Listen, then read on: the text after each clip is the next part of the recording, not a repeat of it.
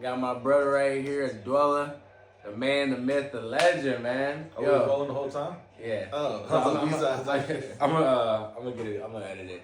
But y'all, I'm not Shannon Sharp, but this dude, state champion, has been a champion in every realm he's been in, right? That's about right, yeah. You know what I mean? And I'm gonna let him really dive into it. But he just got back from Australia. I know a lot of people know him, and if we're being real, I think a lot of people faking on him. You know what I mean? Because he's a crazy good talent, and we're from an area where the talent really doesn't get the support sometimes. You know, and we're here to bring it all together. And we're not here to hate on anybody. We're actually here to spread love, and we would like just love to just be spread around. So we're gonna be talking, watching football. But I guess the first I want to dive into is, are you from Culpeper, bro? Yeah, I've been there the majority of my formative years, yeah. So that's where it starts at, right? For you? Culpeper, though, Yeah, that's what's up, man. Not born there, but raised there. You know what I'm saying? So, yeah. That's all right, man. So, all right, what was it like? Well, this was a quick topic. What was it like winning a state championship? What year was that? 1999 was the Oh, 99? Yeah. Oh, wow.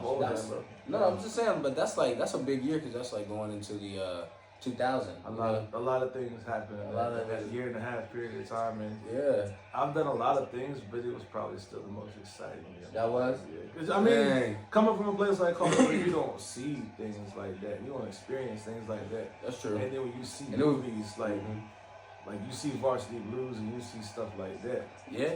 And that was our real experience. Wow. Like, you know what I'm saying? Undefeated? Yeah. Oh, word.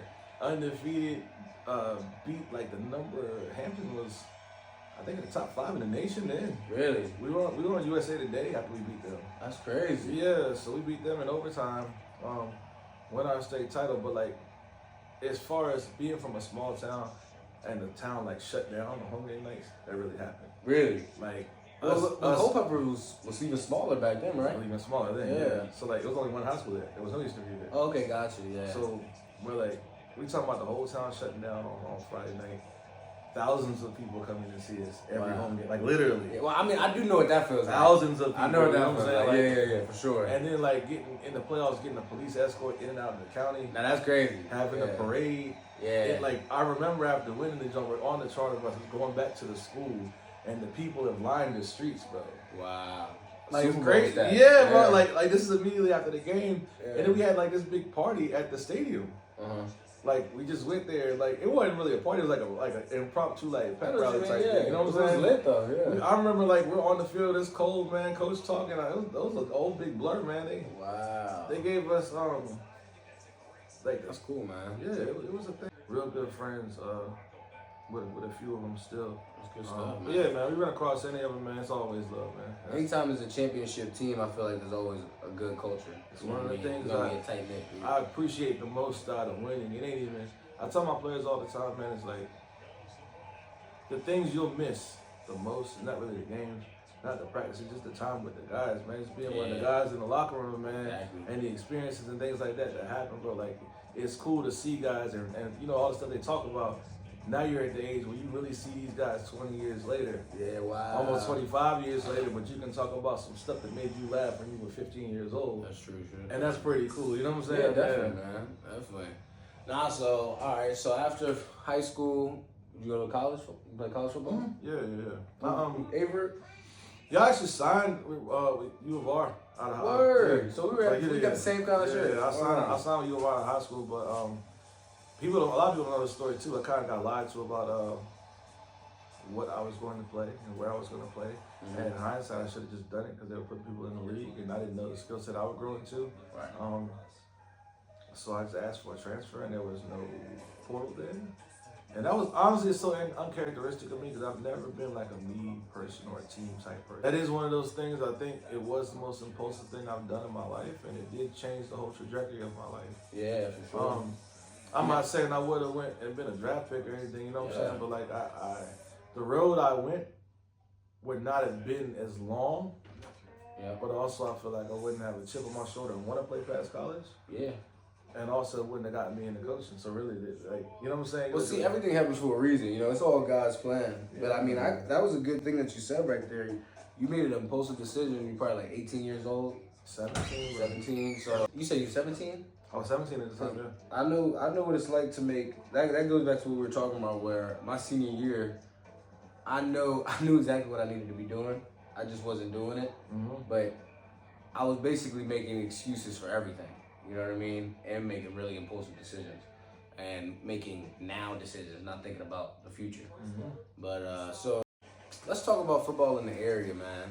So because Culpeper, that's considered like Fredericksburg, kind of, right? We're the Like same. We're the same area. Battlefield District, Commonwealth District. We were in the Commonwealth when we came up, but they're in the Battlefield now. So same area. Yeah. It seems like to me, and I moved here in 2001, and I didn't really know anybody, but just looking back through the history and just talking to people, it seems like this area has always had a bunch of talent that just seems to not get out there. You know what I mean? It's like, what do you think is holding this area back? Do you think it's the kids individually? I know for myself, I held myself back in multiple different ways, but I also feel like we had systems, like the school I went to just was like a jail style system. But like, I guess there's no football community. There's no football community. You know what I mean?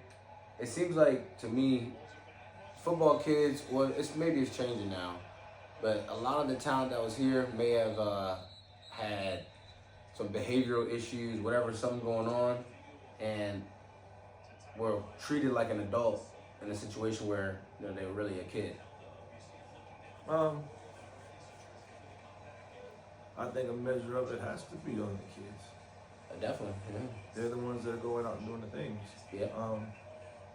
It is our job as athletes. As parents first, as coaches secondly, as role models and people who are building young people. It is our responsibility to teach them the way. It's also our responsibility to give them a culture of accountability, so they're not pointing fingers when things don't go their way. Exactly. To me, I do believe wins and losses. Wins are going to come if your culture's in place. Culture wins when your talent doesn't. The discipline will win when the talent level is even. So, to me, culture is the thing that's going to carry you through the highs and the lows. And if your culture remains the constant, your athletes do come and go, but the standard of what's to be expected and how close you come to achieving that won't be that big of a discrepancy. You know what I'm saying? It won't be really a gap there. But to go back to what you said, really, it does, a measure that does have to be on the kids, because if you've not been taught, you've been around someone who has at some point in this area. We are in a digital age, so if you don't know right from wrong, you can't Google it. Oh yeah, it's different. It's totally different. So that's gotta be a measure, right? It's like you said, is if you ain't sure, you can't ask Siri. You know what I'm saying? Yeah. Like, oh no. My biggest regret looking back in high school is not speaking up. All I really need to do is talk to people. Yeah. Instead, I was making decisions on my own without even really knowing what was going on. For me, it was a lot easier for me because just the nature of my upbringing. My grandparents basically raised me. I was around old heads most of the time, man. Nice. So like, I really understood and made a decision at a very young age, and no one told me this, right?